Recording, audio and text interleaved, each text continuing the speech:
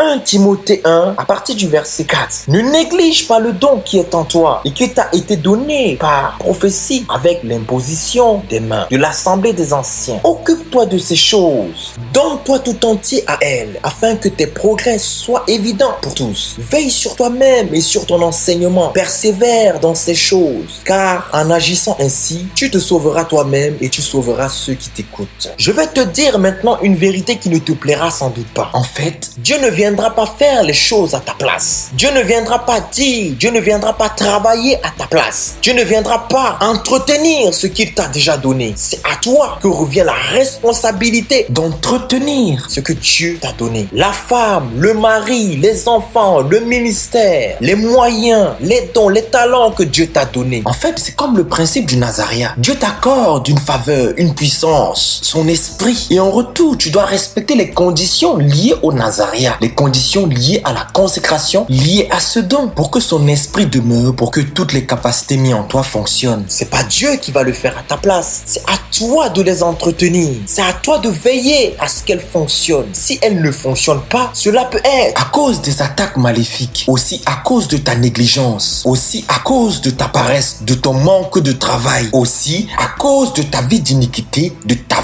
vie de péché. Tout cela fait en sorte que Dieu ne peut rien t'accorder et rien ne peut fonctionner à part s'il y a les 3 R: repentance, restauration, réparation de ta part ou solliciter l'intervention de l'Église de Dieu. Arrête donc de chialer et de te plaindre constamment devant la face de Dieu, comme si Dieu est injuste, comme si Dieu est responsable et que c'est de sa faute tous les désarrois, tous les malheurs qui t'arrivent. Et mon ami, et toi ta responsabilité, où est-ce que tu la mets? Vraiment, comprenons que le Seigneur nous a donné le choix. Et ce choix-là, derrière chaque action que nous faisons, bonne ou mauvaise, il y a une conséquence de bénédiction ou de malédiction, de mort ou de vie. Choisissons donc, comme le Seigneur nous le conseille, la vie et l'obéissance. Ainsi nous aurons la bénédiction. Oui, vraiment, arrête d'accuser tout le monde. Arrête d'être irrité avec tout le monde. Arrête de jalouser. Arrête d'envier. Arrête de contrecarrer l'évolution des autres. Car tes pratiques de sorcellerie et d'envoûtement pour nuire, pour bloquer l'autre, ne révèlent que ta médiocrité intellectuelle et ton manque de sagesse. Si tu veux un conseil, ôte la négligence du milieu de toi, ôte la distraction du milieu de toi, ôte la paresse du milieu de toi, ôte la confusion, le trouble du milieu de toi, ôte le péché du milieu de toi. Sois concentré, sois attentif, occupe-toi des choses que Dieu a mis en toi, occupe-toi de ton talent, occupe-toi de tes dons, occupe-toi de ta femme, de ton mari, de tes enfants, de ton entreprise, occupe-toi de ce que Dieu t'a donné, donne-toi tout entier à elle, afin que tes progrès soient évidents. Veille sur toi-même, veille sur ton enseignement, veille sur le message que Dieu t'a donné,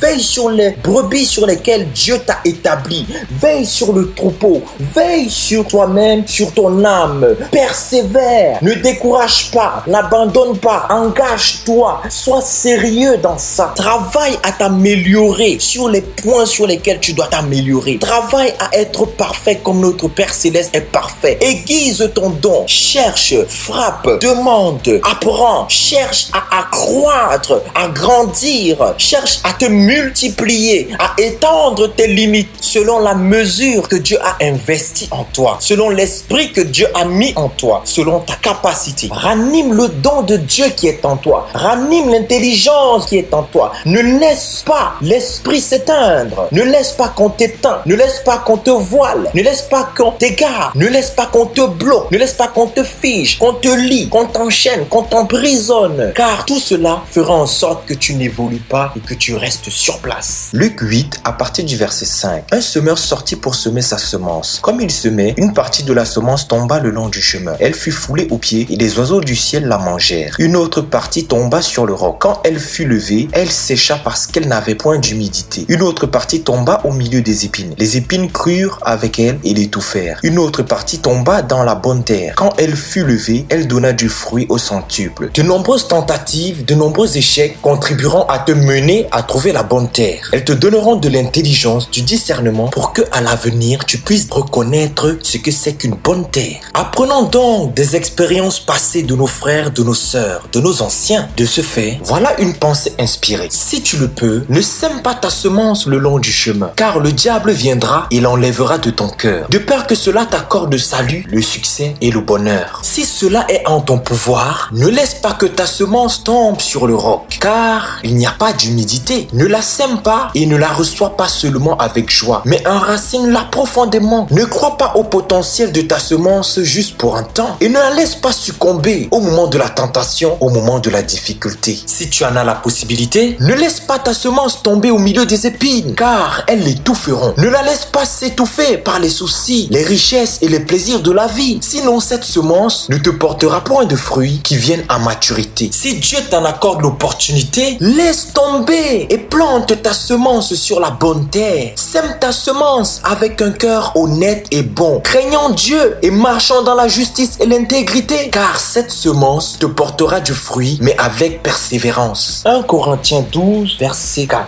Il y a diversité de dons, mais le même esprit. Diversité de ministères, mais le même Seigneur. Diversité d'opérations, mais le même Dieu qui opère tout en tous. Or, à chacun, la manifestation de l'esprit est donnée pour l'unité commune. En effet, à l'un est donné par l'esprit une parole de sagesse, à un autre une parole de connaissance, selon le même esprit, à un autre la foi, par le même esprit, à un autre le don des guérisons, par le même esprit, à un autre le don d'opération des miracles, à un autre la prophétie, à un autre le discernement des esprits, à un autre la diversité des langues, à un autre l'interprétation des langues. Un seul et même esprit opère toutes ces choses, les distribuant à chacun en particulier comme il le veut. Lisons également Romains 12 à partir du verset 6. Puisque nous avons des dons différents, selon la grâce qui nous a été accordée, que celui qui a le don de prophétie l'exerce selon l'analogie de la foi, que celui qui est appelé au ministère s'attache à son ministère, que celui qui enseigne s'attache à son enseignement, et celui qui exhorte à l'exhortation, que celui qui donne le fasse avec libéralité, que celui qui préside le fasse avec zèle, que celui qui pratique la miséricorde le fasse avec joie, que la charité soit sans hypocrisie. Ayez le mal en horreur, attachez-vous fortement au bien par amour fraternel, soyez pleins d'affection les uns avec les autres.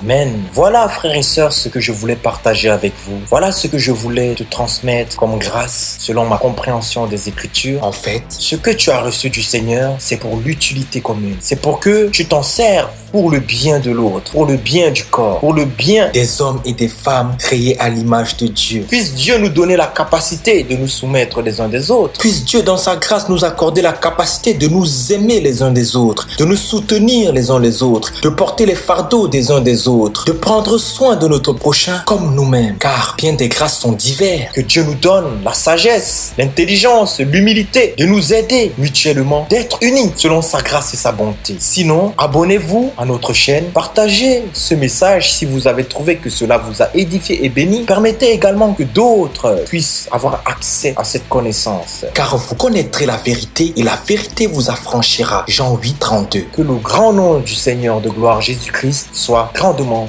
glorifié. Amen.